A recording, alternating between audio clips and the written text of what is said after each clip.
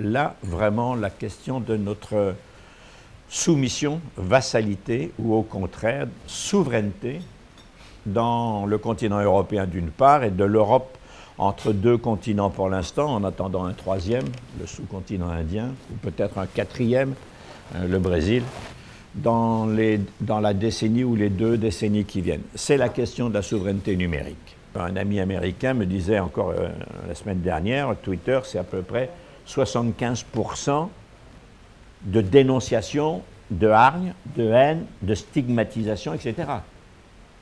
C'est interdit. Si je descends dans la rue et que je me livre publiquement à des proclamations, rien qu'en lisant certains messages de ces gens-là, de ces réseaux, je vais en prison. Ou en tout cas, la loi me tombe dessus. Au minimum, j'irai au commissariat, au minimum, j'irai au tribunal. Peut-être même si je suis un peu violent et que des organisations se saisissent de cette affaire, eh ben, je vais apparaître en comparution immédiate. Enfin bref, c'est interdit. Voilà.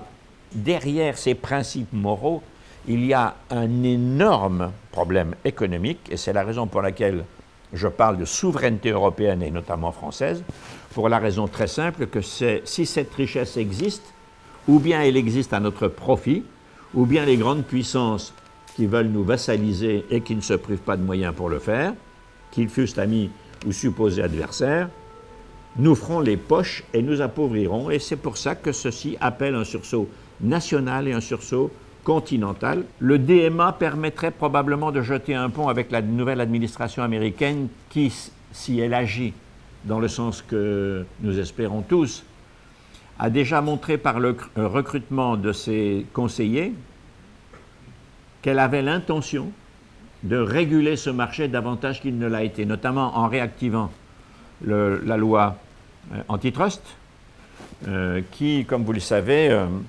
a dormi quand même depuis une trentaine d'années aux États-Unis. La dernière fois qu'elle a été utilisée, c'était pour séparer les activités de AT&T, si je me souviens bien. Donc on est dans les années, fin des années 80 ou début des années 90. On voit bien que autant sur le DMA, nous pouvons essayer d'élargir une sphère de régulation qui ne se limiterait pas à l'Europe, mais dont l'Europe et les États-Unis, ou l'inverse, les États-Unis et l'Europe, seraient les initiateurs, autant sur le DSA, la régulation de la propreté, si je puis dire, de la normalité des contenus, on ne peut pas le faire, parce qu'on n'est pas d'accord. Et puis, ce sera naturellement une grande bataille. Ces 2 paquets, avant qu'ils ne fussent votés par le Parlement européen, nous mèneront probablement à la fin de la législature de ce Parlement, c'est-à-dire 2023 ou 2024.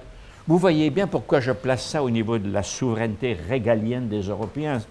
C'est une question aussi importante que la défense, peut-être même plus. Parce que regardez la Chine, la principale armée de la Chine maintenant, c'est plus l'armée rouge, c'est l'armée numérique rouge.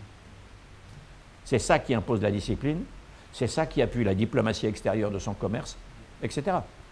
Donc c'est la question centrale aujourd'hui et primordiale, la première question des États géopolitiques.